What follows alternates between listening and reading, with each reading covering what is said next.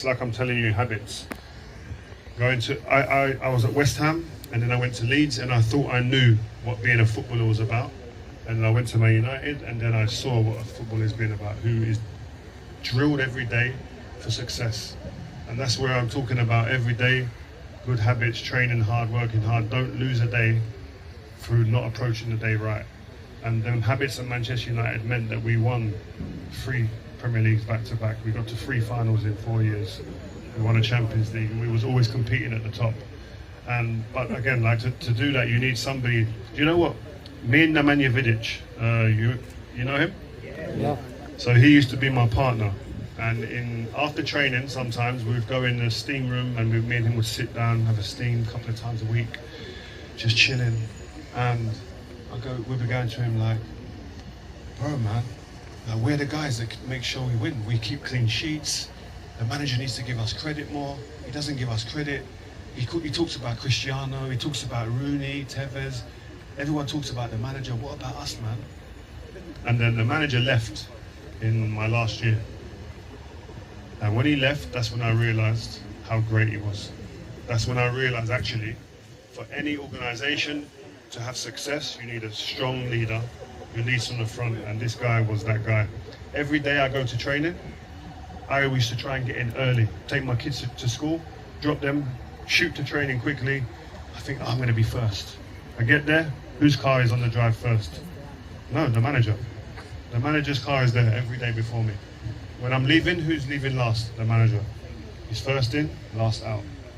So these standards is what makes him great, and which filters through to the team that we have to be that great as well. So that's why we were successful. I think I've been so far magnificent in welcoming me to your country. Everywhere I've been so far, I've just seen smiley, happy faces, and people welcome me in a way that makes me feel very humble. So thank you very much, guys. Coming here as well makes me feel at home on the football pitch, seeing young kids in football kits, footballs flying around, which is great. You're probably wondering like why I'm here. And one of the reasons, I think there's multiple reasons, but one of them definitely is to be able to give a help and some expertise, advice, support within the football community that you guys have here. I can see already it's a thriving community that you have already, but I'm sure I can add some, definitely a part of the wealth of experience that I've gained over the years to what you're already doing and contribute in a very positive way for the future. I heard when I arrived about one of your teams qualifying for the Under-17s World Cup in Qatar, which is a great achievement. Which I think you deserve a round of applause for that. But that has to be the start. This can't be, we celebrate this and that's it. That needs to be the start, and you guys need to be the guys that are inspired by these people that play. When I was a kid, I was inspired by watching players do different things and go on the global stage and the world stage. One of you guys here could be that. There's many kids here in Tanzania who's playing. You guys have got to be the benchmark. You've got to set the standard for all of the kids coming through after you. One of you could be that guy, but you've got to work hard. And anyone who ever asks me, what does it take to become a footballer? What does it take to play in the Premier League? What does it take to play international football at the World Cup?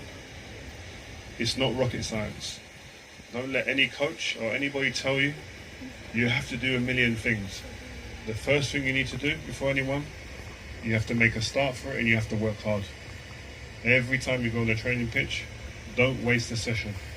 So make sure you give it everything you have and you work hard. The best players that I know were the hardest workers. And I think you can mention many names. I played with Cristiano Ronaldo, I played against Messi, and Neymar, these guys. When you speak to anybody who played with these guys, the first thing they say is, they worked hard, man. They worked hard. You know what I mean? They don't like losing. They want to win every day. Every day is the chance to win again. And the feeling of winning is one of those feelings. I don't get to win at football no more. But I find other ways that I need to win, because when I get that feeling of winning at football, it filters into the rest of my life. And the feeling of winning, it's a beautiful feeling. When you lose, you like it? You like losing? No. You don't mind if you lose in training? You shouldn't mind. Shouldn't mind. I used to hate it. It ruined my day. I used to go in my house after training And my wife immediately knew, oh, today you lost. Because the energy is different. Don't talk to me. Don't come in the room. Stay outside. So you have to have a mindset. It has to start at this age when you're young, as early as possible. And that's what I want to help with. I want to help with elite thinking, elite mindset, and good habits to become professionals, to become better human beings. And they're some of the things that I'm going to hope implement with the guys behind me, with the team that you have behind you, that are hoping to guide you guys in the right way. I'm hoping to become part of that team to help you guys. So good luck in what you want to do, and I'll be supporting you. If you have any questions from any of the young players, let me know. You got any questions? Anyone? Ferdinand, on behalf of Magnet and the rest,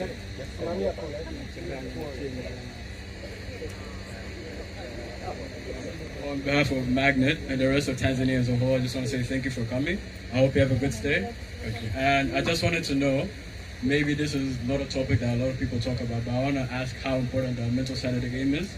Because every now and then you see on like Instagram and TikTok and stuff, people like Ronaldo, Messi talk about how important the mental side is. So I just wanted to like get a little brief on how important it is for you in your career. What a good question.